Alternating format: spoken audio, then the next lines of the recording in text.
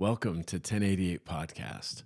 Thank you for tuning in and listening wherever you are. I greatly appreciate it. If you watched episode 1 and you left us some comments, thank you. Appreciate that as well. Thank you for the views. Let's get this thing going. It is Tuesday, December 8th, 2009, 16 years ago, the disappearance of Susan Cox Powell. And we're rolling into day 2. All right. Episode 1 was day 1. We're in day 2. And let's recap just a little bit as to what do we know, what do we have going into day 2 as we wait for Josh to show up for his second formal interview at the police department.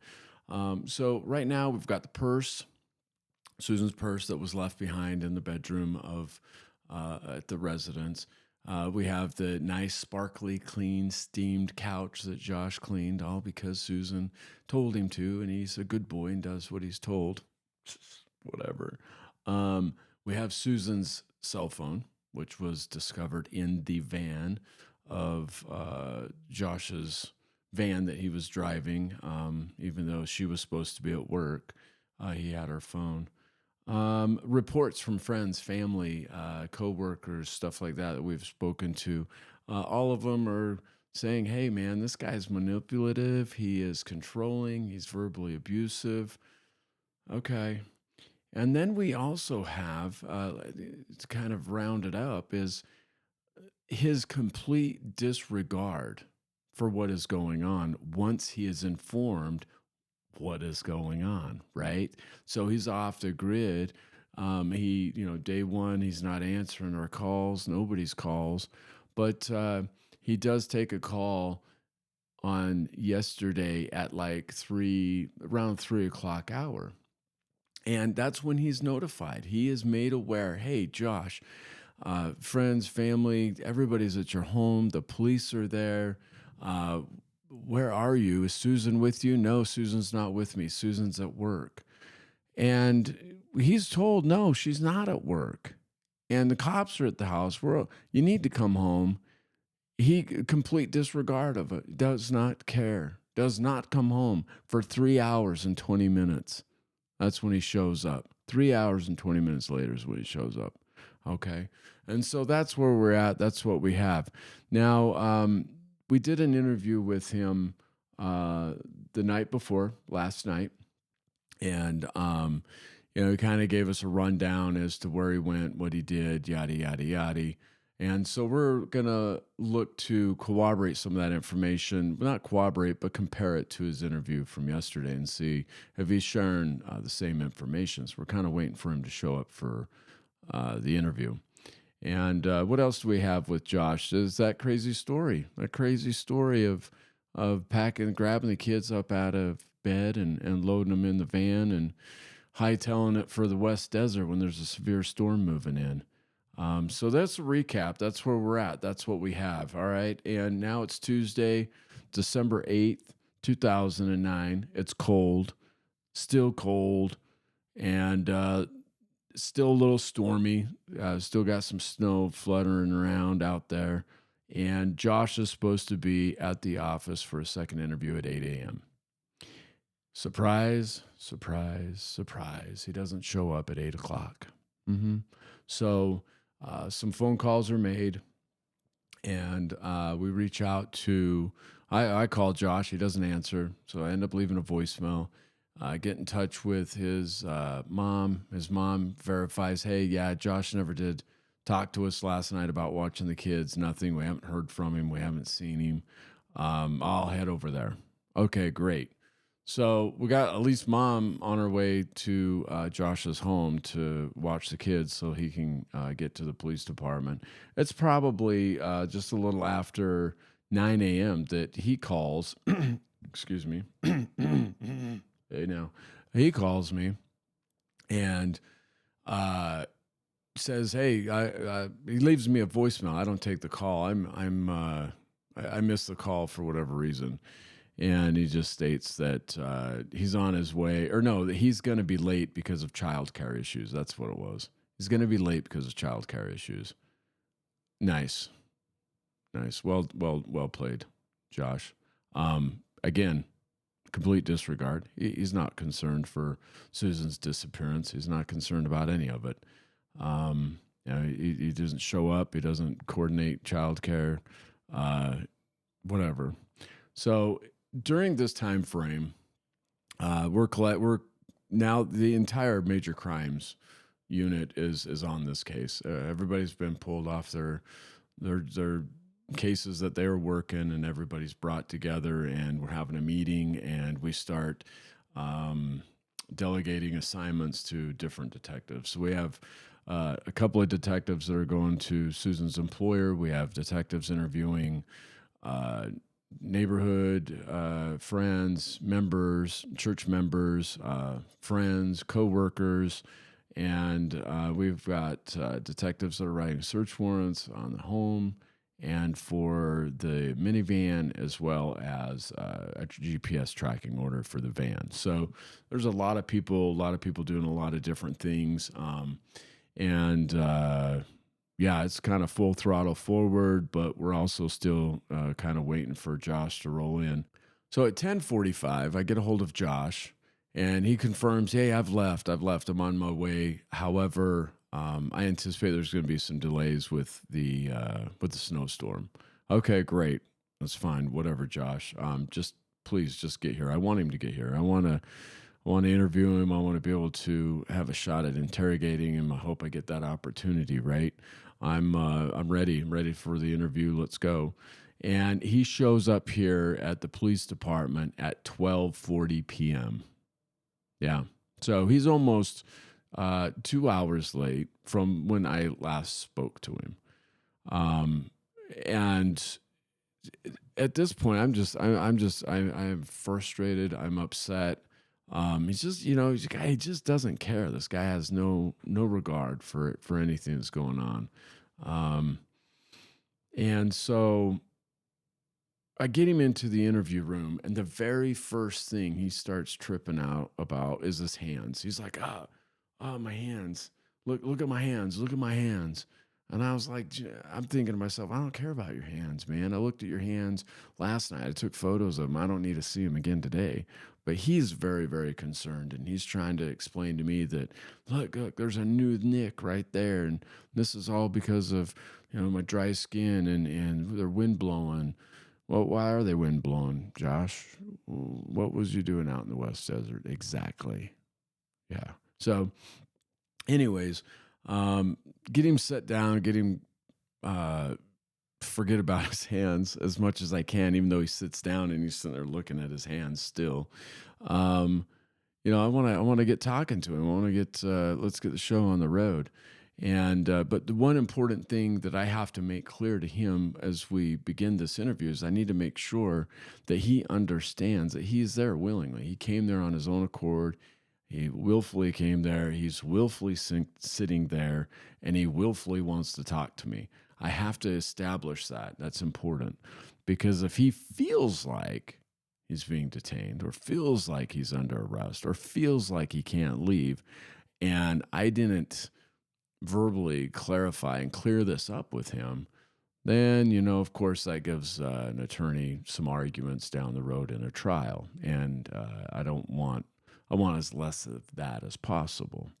And so as we sit down and we engage in this interview and we start working towards getting some conversations, I'm trying to clarify with him, hey, listen, you understand you're here and you can leave at any time. And he immediately starts making this thing even more difficult, because he announces that he called prepaid legal on his way over. He felt like he needed to call a lawyer. Oh man, okay, here we go. And as he's going on and ranting on about this, he basically tells me that he talked to a lawyer, and a lawyer told him that he was in over his head. He needs representation. And I'm just like, oh, this is not good. Look, dude, I told him, hey, you know what? The lawyer doesn't matter. I'm not reading you your Miranda rights. You're not under arrest. You're not going to jail. Not right now, at least. You're free to leave. So having an attorney does not matter at this point. Doesn't. And I'm not going to call your lawyer, man. So let's just talk. I just need you to understand. You understand you can leave at any time, but you're not having a lawyer here. I don't want your. Why don't I want a lawyer? Well, because a lawyer's not going to let him incriminate himself. A lawyer's going to be like, nope, don't answer that. No, he's not answering. Well, what good is that interview going to be? Especially when I want to ask him the hard questions, right? So, Josh, look, man, you can leave at any time. And if you notice when we, uh, I'll throw up some photos here, and you'll see that there is no table between Josh and I. There's Josh in the corner. I'm sitting in one position. The table's up against the wall, and he has a straight shot for that front door, that exit door out of the interview room. And that's what you have to have. You've got to establish that. You can't be feeling trapped or any of that stuff. And anyways, I finally get him to agree. Look, Josh, just I just want to ask you some questions. Well, I've already told you everything last night. Well, look, we need to kind of go over it again, and I need to get more specifics on some of the information that you shared with me. And he eventually agrees, and to answer the questions, and but he agrees that he only will answer certain type of questions. Okay, well that's fine. I mean, it's better than nothing. So. Let's go. So finally, after several minutes, we get this all taken care of and get it established. We're good to go. It's a little muddy, but let's go. We're good. Now the goal is to try to keep him there for as long as we can. That's what I'm thinking. I don't think I'm going to get a whole lot out of this guy just from what I experienced yesterday and what I'm already experiencing today. I don't think I'm going to get a whole lot, and as soon as I want to get into a position of interrogating him, he's gonna shut up. I mean, at any time I ask a question that he's super uncomfortable about, he's gonna want to dodge out of there ASAP.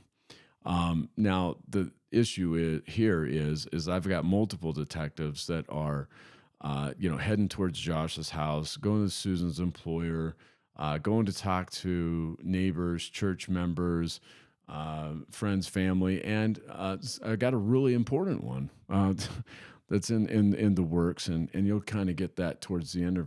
Well, I'll just tell you, we want to talk to his kids, man.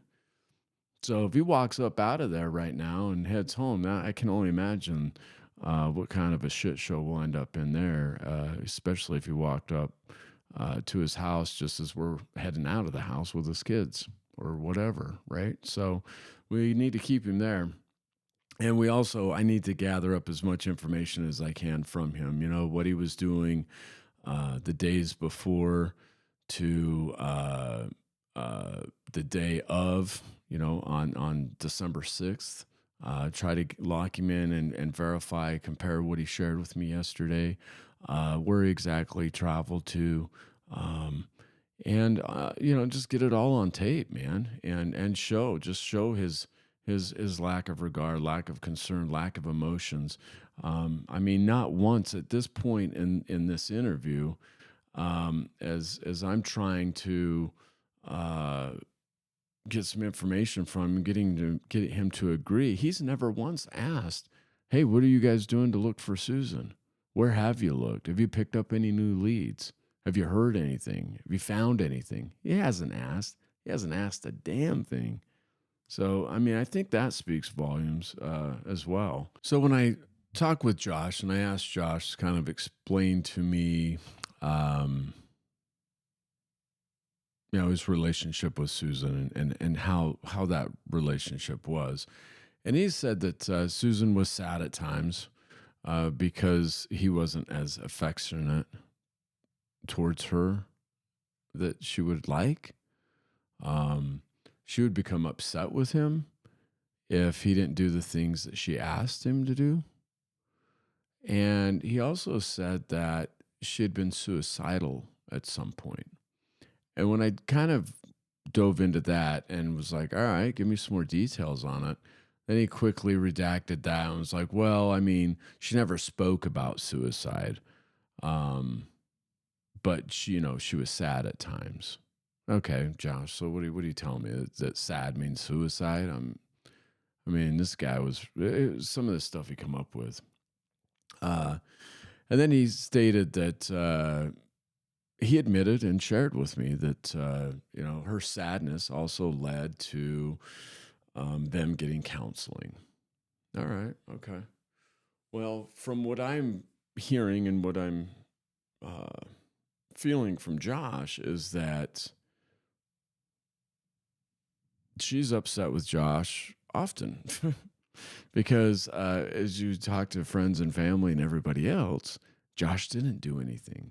He didn't cook. He didn't clean. He didn't help Susan with the boys. He didn't help her clean the house.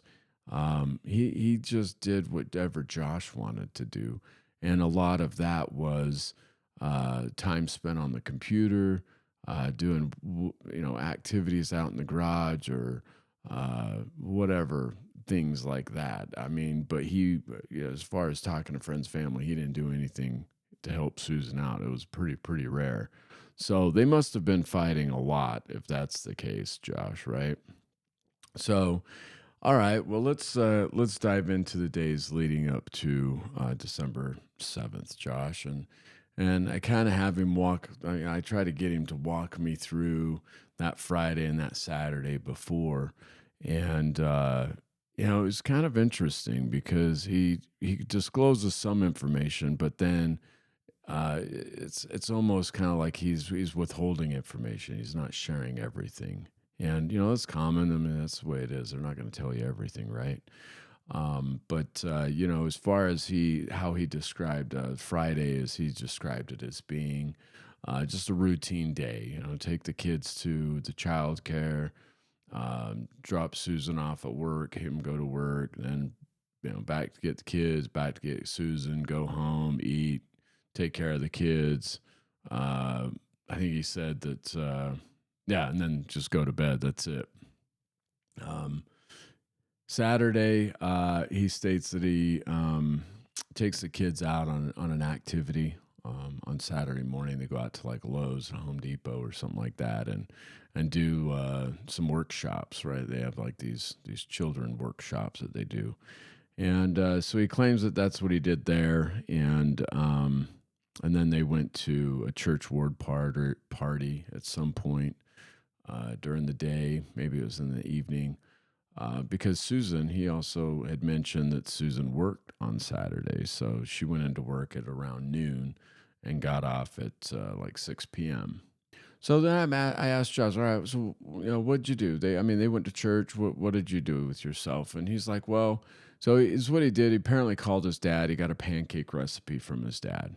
And he was going to make Susan and the boys brunch, lunch, whatever. But it was going to be with this pancake recipe that he got from his dad. And when he first told me, he says that Susan and the boys, they arrived home around 12:05, 12:10. And then it was then when he went to the store. But then later he corrected himself and was like, no, I left for the store. And on my way to the store, I saw them walking home from church. And so I stopped to pick them up, took them home. And then it was after that I went to the store. And I was like, oh, which one is it, Josh? I mean, come on, man, And later is what I learned, and this came from Susan's best friend, was that Josh drove past him. Josh never stopped and gave her a ride, or the kids. He just drove on by. So, it is what it is. I mean, that's not anything that's going to hem him up, but it is something that is inconsistent. And he's trying to stick as close to a story, I can tell. So when Josh returns home from the store, and he tells me that he's making some omelets and pancakes for everybody. This would be Susan and the boys, but then Susan also invited her friend over, Joe. Joe's the one that last saw Susan the day before, right? And so he's corroborating this and identifies that she's there, and he's cooking for all of them. And And then he tells me that eventually Susan becomes tired, and she's tired because from going to church. And I'd already kind of heard about the tiredness because that came from Joe the day before. And I'm trying to clarify this with Josh, but Josh is like, well, it's church, they're long days. And it was after they ate that she went and took a nap. So Susan apparently went and took a nap. Today was I'm interviewing him. He gives me a different time frame than what he gave me the day before. He says today that it was 3 to 4. Yesterday, I think he said it was 4 to 3, 4 to 4:30. Not a big deal, but it is a little bit of a discrepancy, right? Um, and he also kind of goes into how Joe stayed, Susan's in bed, and then she eventually leaves. He takes and loads up the sleds into the van to take the kids sledding. The one thing here with the whole sledding trip was that he says that in this particular story today on the 8th, that it was just him and Charlie that went. Whereas yesterday when I interviewed him, he said he took both of them. So that was kind of an interesting one. Because he said before they went sledding, Susan woke up from her nap and then she ate again. Now, if you remember, you mentioned he'd cooked dinner, but yesterday he told me that dinner came after they got back from sledding. So his story is kind of a little miscombobbled, a little mixed up. And I guess that can be because of the trauma. Oh man, this guy. He's just doing his best, but he's not really offering me up anything nothing really really good. Nothing really good and juicy that I would prefer. He states that they go out, they go sledding, they get back home around 8:30, 9 p.m., which again is just crazy. Why are you taking a 4-year-old sledding at night? It gets dark around 5:30, 6 o'clock, and this guy is going sledding at 7 o'clock at night. And it's really, really cold. So, but whatever. Um, he gets home and he states that he gets Charlie ready for bed and reads him a bedtime story and puts him to bed. And then he and Susan watch a movie, but only after he cleans the couch. He makes sure, he told me again that Susan told him to clean the couch, get all the boogers off. And so he did it like a good boy. And then it was after that they watched a movie, right? So everything's still kind of lining up from the day before in the interview. And not a whole lot changes. He mentions the generator, how you need to take it out, and that's what his story was to Susan as far as to get that to go out, and then also to do s'mores with the kids. Um, when I kind of questioned him on that, he says that Susan looked mad, but she was okay with it. Okay, I'm sure she looked mad. She probably was pissed. She probably was told him no, and but then what happened, right? So. Anyways, Josh claims that he left around 1:32 a.m. and that he went in and told Susan goodbye, and then he headed out. I think in this story with Josh today, I think he told me something different today. I think he said something to the effect that he woke the kids up and allowed them to use the restroom before he left. Whereas in the other interview, he just scooped him up out of bed and put him straight in the van and left. So not really quite sure how that played out. According to the way it looked like he went in and scooped him up right out of the bed because there was no sheets, blankets, nothing. But, that doesn't mean anything. And why would you wake up the kids? Because what are the kids going to want to do? They're going to want to see their mom. And at this point, mom's probably not in a position to be seen. So I highly doubt that he woke him up, but maybe he did. Who knows? Anyway, so he claims that they head out to the West Desert. They don't make any stops. Gives me the same route. They go out towards Tooele and out to the Pony Express. He tells me they go about 20 minutes, or no, they go 20 miles west, he claims, about 20 miles west on the Pony Express before he just pulls over on the side of the road and sets up the generator so they have heat in the car, and they sleep until the sun comes up. So the difference here is that he tells me that when they wake up and the sun comes up, they have a fire immediately, and that's when they do s'mores, whereas that was not the case before. So he stated they kind of drove around, then later had s'mores. He told me they went as far west as how did he say it? The campground and the stone building, referencing Simpson Springs. So we know that we know that he went out there. He told us that yesterday. That's nothing new. The one thing that was different from yesterday was that he said he left there around 11 to 12 o'clock to head back home, which he stayed on track, went towards Lehigh to go back home. But yesterday he had said he had left around 2 o'clock in the afternoon. So kind of some time discrepancies there. I told him he tried to call Susan around 2 to 3 to let her know he's on his way back. He admitted and told me openly that he did receive a call from Joe, and had asked, where Susan was, and he told her that she was at work.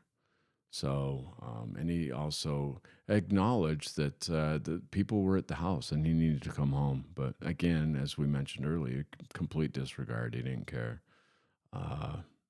He also admits that and brings up that, his sister calls him as well. But he tells me that that's the first time that he learns that Susan didn't show up for work, which we know that is not accurate. He told Joe that she was at work, but I guarantee Joe told him, no, she's not at work.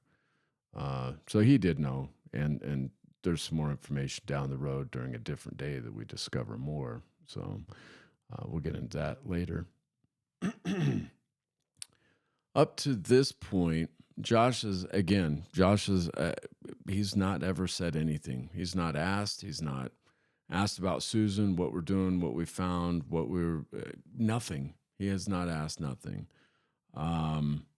And at this point, I pretty much have everything that I've gotten from Josh. I've gotten all the financial background, kind of their history, what their hobbies were, when they married, when they got together, when they moved to Utah. And time is just kind of... it's kind of wrapping up, and I can see that he's kind of getting a little bit he's getting uncomfortable, and he's wanting to leave. I'm kind of sensing this. And so at this point, I just kind of feel, all right, I think it's time. It's time that I really want to interrogate him. I want to call him out on his inconsistencies with his times and stuff like that. I want to hammer home as to, what did you do with Susan? And see if we can gain any ground there. But I have to read him his Miranda rights. If I'm going to go in to interrogate him, and I suspect he is my suspect, and then I to have a good case, and I don't want any arguments in court down the road, trial, where I get hemmed up because I didn't read him his rights, and I was fortunate enough for him to give me a confession or offer something, right? So I want to read him these Miranda rights. I know what is at risk here, and that is him saying no, and he doesn't want to talk, and we don't get anywhere. But hey, this is a part of business, man. And I want to make sure I do things and do it right. So I read him his rights, and immediately he plays stupid and we've got to go through this dog and pony show for several minutes because he simply just won't say yes or no. And he kind of leaves it like, I don't know. And so super frustrating. I mean, I just wanted to stand up and just punch this dude right in the head, man. I mean, I've had enough, right? Like, I interviewed him the night before. I've got him in there today. He's been late. I mean, these stories he's sharing, the information he's withholding. I mean, at the end of the day, it's like he's almost doing everything that he needs to be doing to not get caught, and that's obviously for a cop. That's challenging because it's like, all right, I can do this. Let's dance. But now we're down to this where I need to read him his rights, and he wants to just play games, right? And so I remember at one point, uh, because he wouldn't talk. He wouldn't talk, and I don't want to let him go. I don't. That's the last thing. That's the last thing you want is your bad guy to get up and walk out when you know it's your bad guy. And he has this right, and I have to respect it, but I don't want to. And it's difficult. And so I take a chance to just kind of step out. And as I'm stepping out and I'm talking to him, uh, he gets up. He gets up and is like going to walk out. And so now I'm between him and the door, and I'm at the door, and he's getting up and he's like, yeah, I want to go. I don't. And I'm like, this is not happening. This is not happening. I don't want it to happen. And so, I said something to him, and his response was, well, let me think about it for a couple of days. And I was like, you got to be shitting me, man. I'm like, and I said this to him, and I think we can probably play the clip. But I said to him something to the effect of, your wife is missing, Josh, and you want to wait a couple of days to think about it, to talk to me? Like, no, man, like that's not going to happen. And I don't want to let him out, and I'm not moving. But fortunately, my best friend and colleague Tony, he comes through the door, and he's like, "Hey, Josh, and kind of like gracefully pushes Josh back into his seat and sits him down and kind of acts like, "Hey, I don't know that you want to leave. I don't know if you've been read your rights. I don't know what's going on here."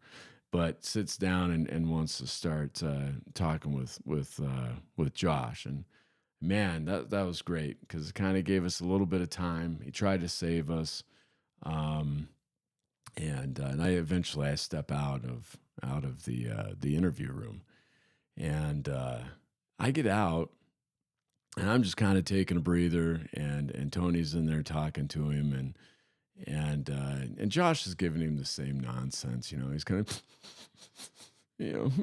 acting like he's sad every time that because Tony brings up his kids, right? And so Tony's trying to play the mark with the kids and be like trying to get this guy emotional. And I'm thinking, dude, this guy's cold, bro. He's cold. He's a cold-hearted killer. He doesn't care. And this is just all a show, right?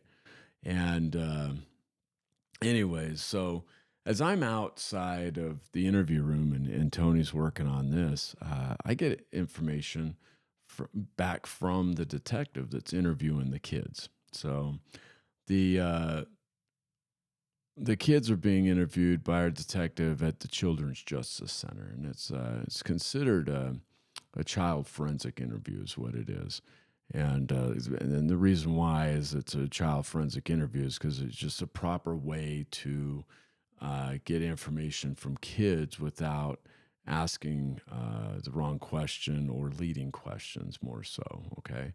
And so our experts in there interviewing Charlie. Charlie's 4 years old at this time, okay?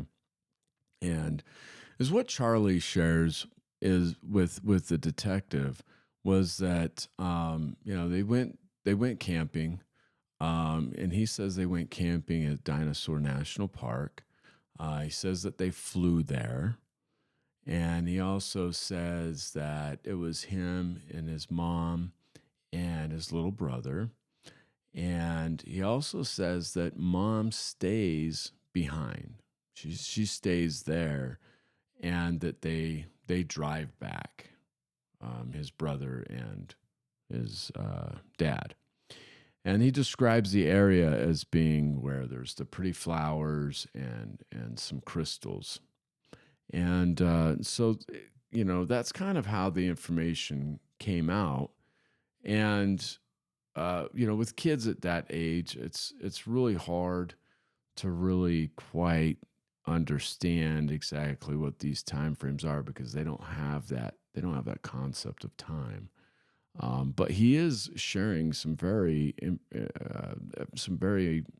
interesting information, right? Mom, dad they left together, but dad and brother and him come back without mom. Mom stays behind.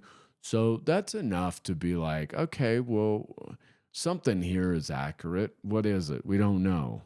But I'm going to take it because I'm out of stuff and Josh wants to leave.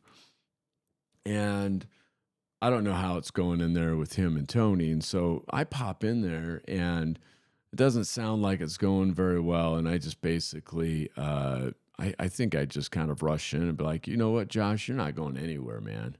Like, sit down, you're done. We just talked. Your kids are with a detective, and this is what they told us. They said that mom went with them and didn't come back, and I just kind of laid into Josh with all of this, and he did not. He wasn't moved. He wasn't moved by it at all. He wasn't bothered. Maybe a little bit, probably. And the only reason I say a little bit is probably because now he knows we had his kids. And I probably pissed him off. But outside of that, he's not worried about what they had said or anything.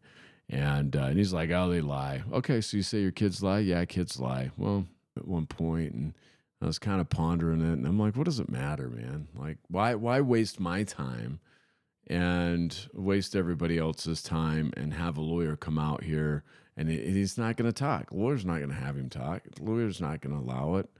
So why even go down that road? Why even waste it? It was kind of like football, right? And you're kind of, the quarterback's like, try to call the defense off sides. And I think that's kind of what I was trying to do with Josh. I was trying to see if I could get him to be like, okay, well, I'll talk to you. I don't need the attorney. Let's go. But, hopeful. I was hopeful. And it wasn't working out. All right, so Josh wants to leave. It's very, very clear he wants to leave, and I have to let him go. And it sucks. Really, really, really sucks. But I've got to let him go. So I let him know as I'm walking him down to the lobby as I'm like, hey, look, man, you're going to have to hang here for a little bit. We're going to get you your van back, but we're taking your van. We have your house. And so just have a seat here. We're going to process your van. We're going to search it. We're going to take some pictures of it, and then we'll give it back to you. So don't go anywhere. You'll have your van, and you'll be able to get back into your home later tonight. But I'll call you when you can go back to your home. So we'll get it all figured out. And he's not very happy, right? Because now we're making it an inconvenience for him. And now he's thinking, okay, these people are going through my house. They have my kids. Now they're taking my van. I'm sure he's just livid. He's pissed. I don't know that he's very much worried. He didn't really come across as acting like he was worried. But it is what it is, right? So we're going to move forward, leave him in the lobby, grab his keys. We take his van. And the first thing we do is we run a cadaver dog in the van, and the dog doesn't indicate. So that's not very hopeful or helpful.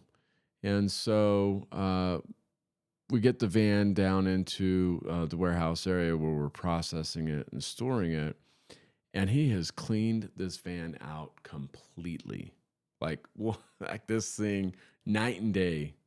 difference from what it was the evening before. I mean, everything's out of it. However, what's left in there are the car seats. Cool. But in addition is a garbage sack, like a white garbage sack from your kitchen is what's in there. And it's in between the front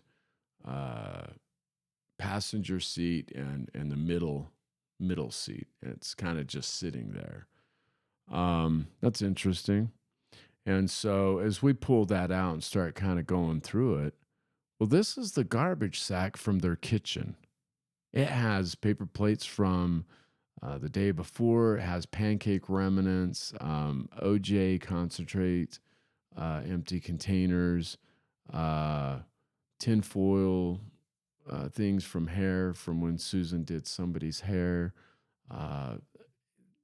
Okay, what is so important in this garbage sack that Josh could not discard at home?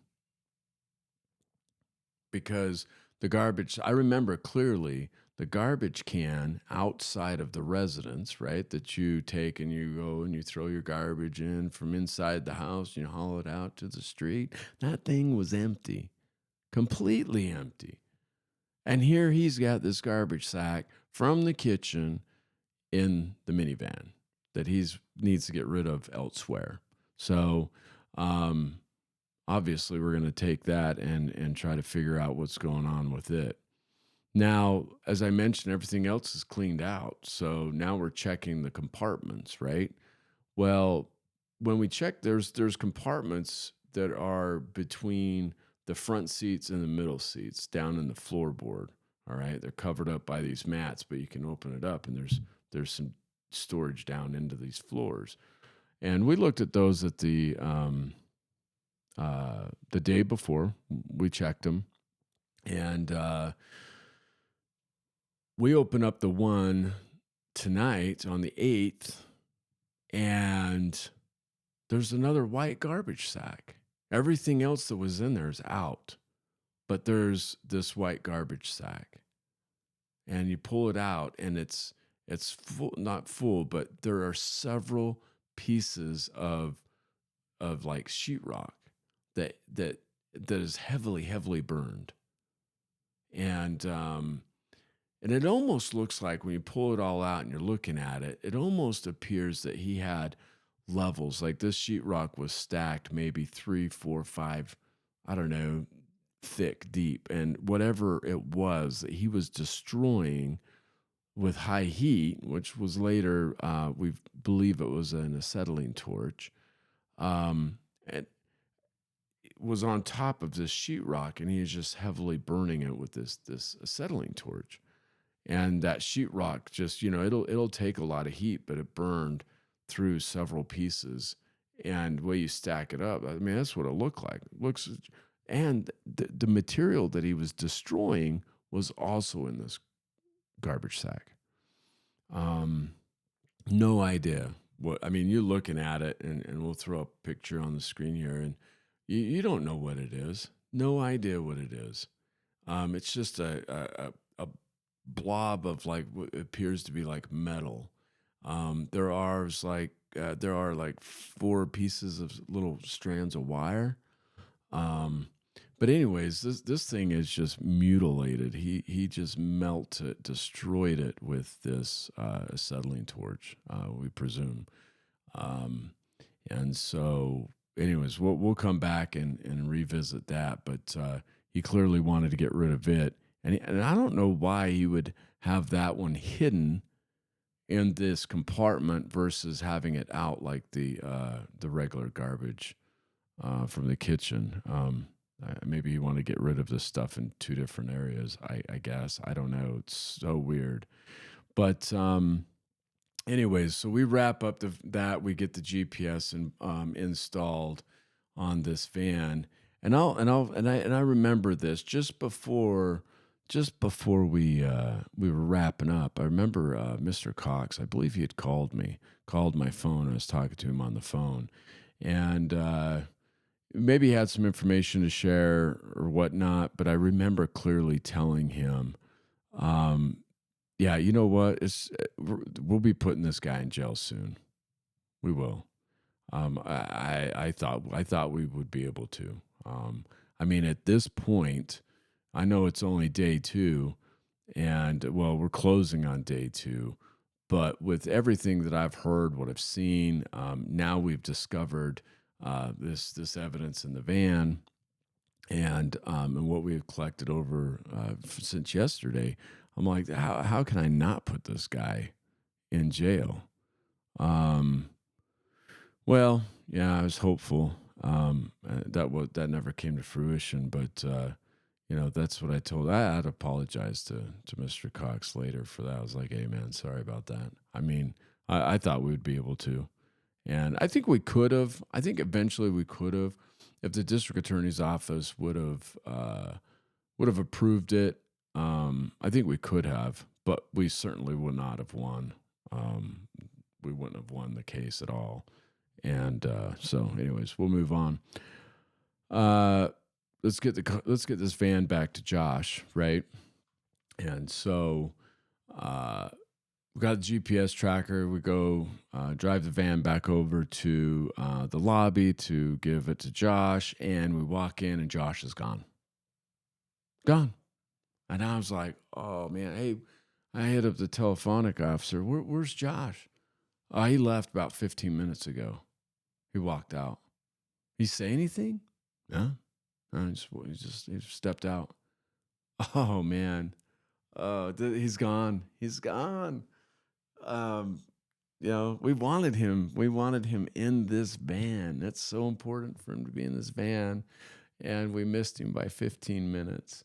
And he's gone. And I've got, I notify dispatch. We've got patrol out driving around looking for him.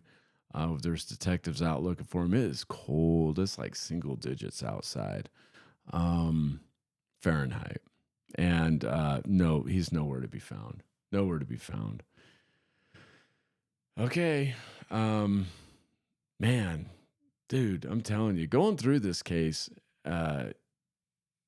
and going through these emotions again. I know I'm sitting here and I'm smiling, but I'm telling you, man, it was so frustrating, so frustrating. It just seemed like, and the thing is this is day two.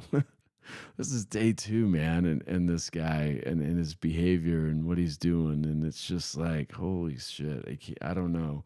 All right, so off of with that, let's go to the residence. We've got the detectives that are out at the residence, and they've been searching the residence now at this point for probably a couple of hours, and some of the discoveries that we made out there one discovery that was made during the search warrant that was not really seen or noticed on day one was there was some very small minor droplets. The detective referenced it as passive drops. All right. On the tile, if you're sitting on the couch that Josh had cleaned, just to the left of it, you've got like an end table, and then there's the tile, and then you have the front entry door. Well, on this tile, there is some really small, fine droplets of blood. So we test this blood. The blood comes back for human, and we later, we'll verify that it is Susan's blood. But these blood droplets, they're just tiny. They're like comparable to, like, say, a ballpoint pen. They're not very big, but there'll be a picture. We'll show you what they look like. All right. As far as the couch, we use some product that's called forensics. That's called like Blue Star, right? And so you spray an area and you turn off all the lights. And if there was blood present at one point and it was wiped off or cleaned up and you can't see it with the naked eye, it'll glow blue-ish. All right, that's why it's called Blue Star. And so there was some of these. There was one that was a swipe that was on the headrest of the couch,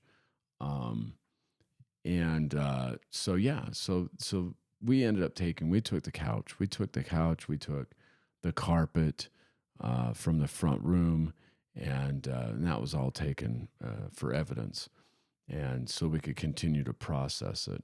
A number of other things were taken from the residents, basically a lot of digital media, anything digital media, external storage drives, USB drives, computers, laptops, camcorders, um, notes, stuff like that. I mean, what do you take? What do you take in a case like this? Um, Obviously the couch and the carpet, but outside of that, um, I mean, yeah, we need to take the stuff that was in the van, and we probably should take uh, the van and just keep it. But well, we now have it, but we need Josh to be in it so he can go drive. We're hoping that Josh will maybe revisit Susan wherever he disposed of her. That's kind of the plan. Um, and so, anyways, so we wrap up. I get out. I get out to the residence. I get out there. It's a little bit late by the time I get out there, but I get out in time to help them load up the couch and load up the evidence. They pretty much had kind of wrapped it up, and then we leave.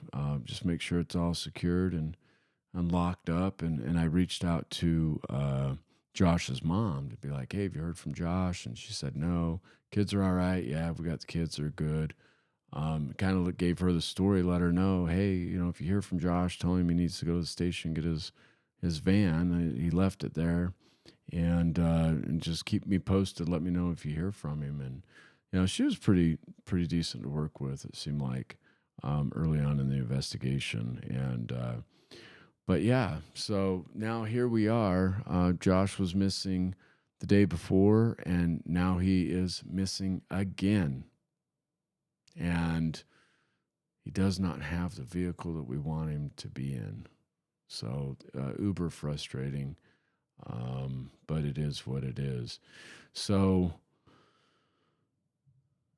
at this point,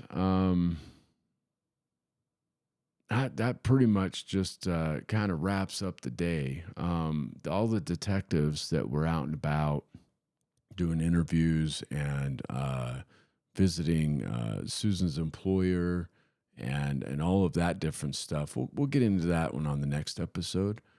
We'll kind of recap what was discovered there, and